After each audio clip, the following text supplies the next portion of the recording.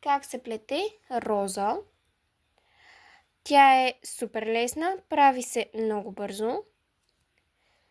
И да, това беше първото нещо, което изплетох, когато бях... Да, първият ми проект, който си бях направила, беше роза. Така, започваме с 45 въздушни бринки.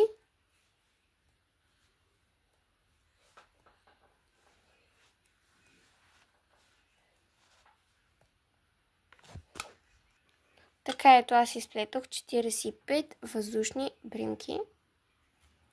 Сега ще направим нисък пълнеж в 6-та бринка. Ето тук имаме тази, не я пипаме. Почваме от тук. 1, 2, 3, 4, 5, 6-та. Правим нисък пълнеж. Ето. Така ще се получи. Сега ще направим още един нисък пълнеж, но в 3-та дупка. 1, 2, 3.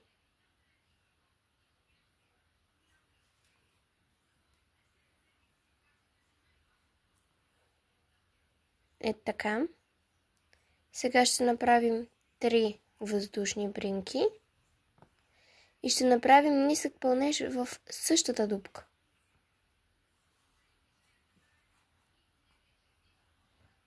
Ето така, едно уше. Това действие се повтаря до края на реда. Отново показвам. Вече ще е малко по-различно обаче. Вижте сега. Ще направим нисък пълнеж в 3-та дупка. 1, 2, 3. Не в 6-та, а в 3-та. Ето така, в 3-та дупчица. Сега правиме нисък пълнеж отново в 3-та. 3. Ето тук.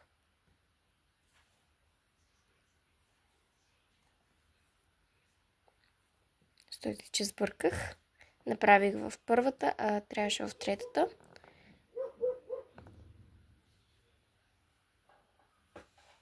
Така. Така и сега 3 въздушни бринки. И в същата дупчица правиме нисък пълнеж.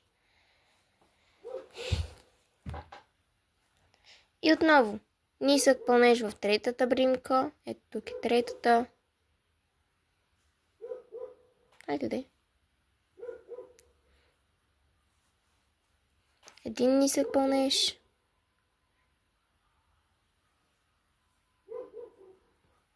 Два ниски пълнежа. 3 въздушни бринки. И стават общо 3 ниски пълнежа. Ето така започва да се получава. И това се прави до края на реда. Така, сега съм на края на реда. И ако ви се случи ето това, вместо да имате само 3 бринки, тук да имате 1, 2, 3, 4 бринки, ето какво се прави.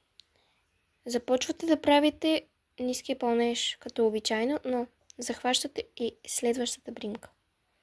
Най-лесно е, ако сгънете двете бринки така, за да ви останат само 3. И сега промушвате куката през двете бримчици. Ето, вече имам двете бринки ето тук. И си правя вече ниския пълнеж обичайно. Ето така се получава реда. Сега правим 2 въздушни бринки. Обръщаме. И сега ето тук правим 7 ниски пълнежа.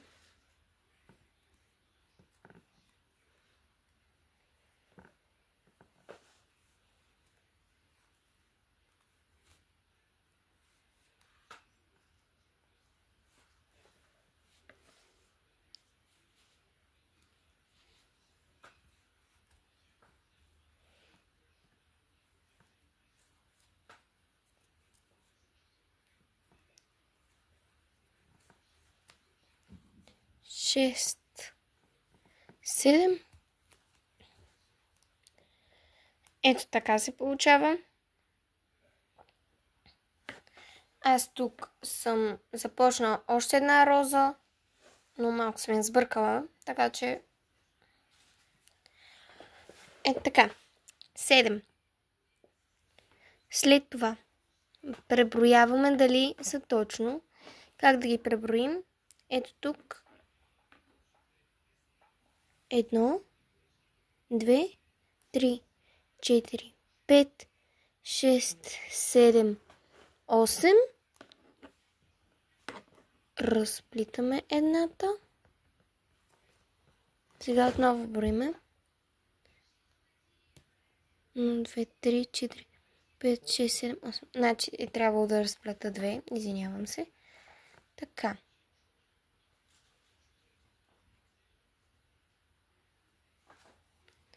Ето така. Това ще изглежда може би малко по-малко от другите, но не е проблем. Така. Сега ето тук правите един нисък пълнеж. Само един.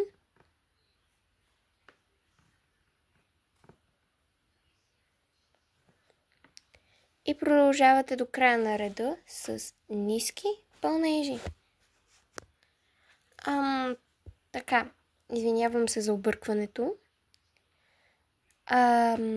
Всъщност, току-що погледнах, понеже карам по спомен, но всъщност сега погледнах мострата си и не трябва да са ниски, а високи пълнежи. Сега наново ще ви го покажа. Така. Ето тук правите един висок пълнеж. Втори.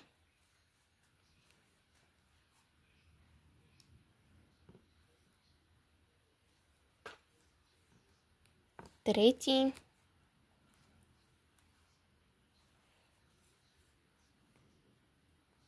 Четвърти. Малко ми се оплете.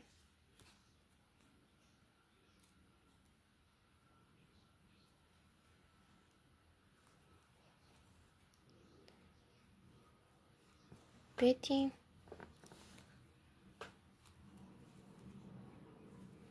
Шести. Седми. Сега ги броим, защото трябва да ги преброим по принцип. 1, 2, 3, 4, 5, 6, 7. Така, трябва да разплетем едно. За да ви е по-лесно, в първото, ето тук, в първата дупчица правите само 6 високи пълнежа. След това, като сте направили ето това, ето тук правите един нисък пълнеж.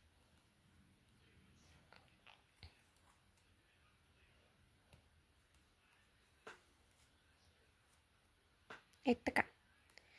Сега в следващата дупчица тя се пада ето тази. Правите 7 ниски пълнежа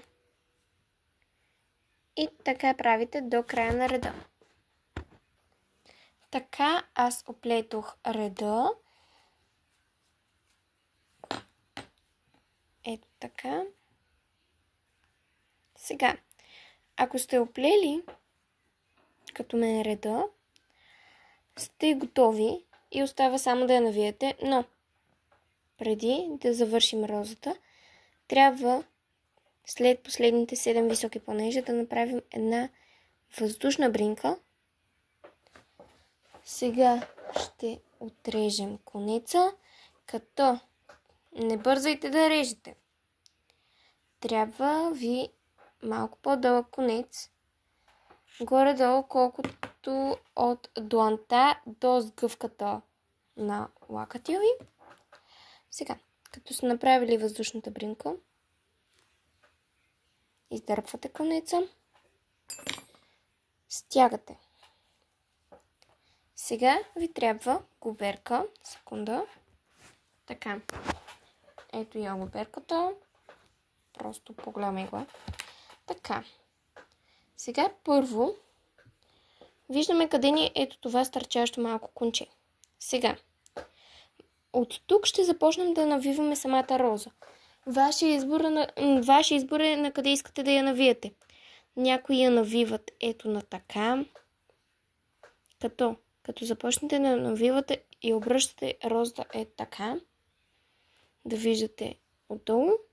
И трябва да я въртите в кръг. Предполагам, че знаете как се навива.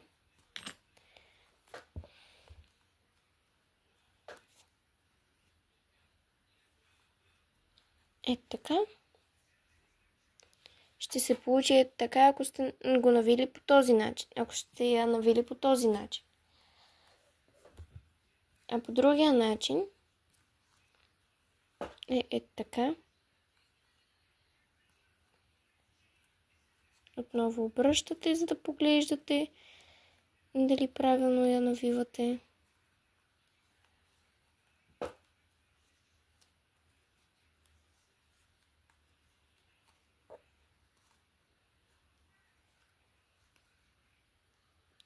Можете малко по-стегнато да я навиете. Всеки си избира как да я навие. Аз обикновено я навивам така. И сега. По принцип, аз това не съм го направила, но поставете розата, ако вече сте навили и ви хареса. Поставете я така, че да не се развие. Нанижете конеца на губерката си или на иглата си. Аз я наричам губерка, защото да. Нанижете конеца. Така. Сега погледнете розата. Така ли искате да изглежда? Аз искам така да изглежда. Сега взимам иглата и обръщам розата. Сега. Това аз го зашивам, за да не стърчи. И сега започвате така.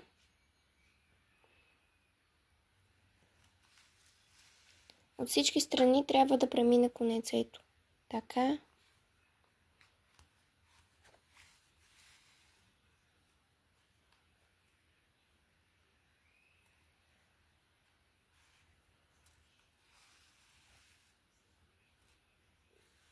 Поглеждате отново отгоре, така ли искате да изглежда.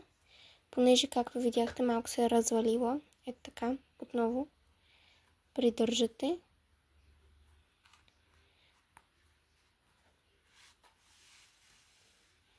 Аз обикновено след това правя така. И ето тук идвам. За да може да ми се закрепи самата роза. Това не е задължително нещо да го правите. Това просто аз го правя. И изобщо не е задължително да се прави. Просто така закрепям розата.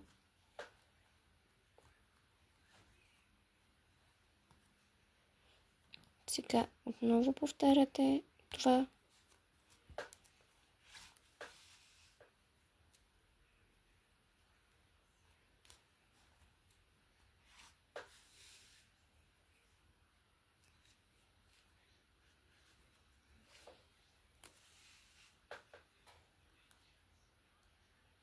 Ето сега на мен малко ето така. Отново пробождам отдолу.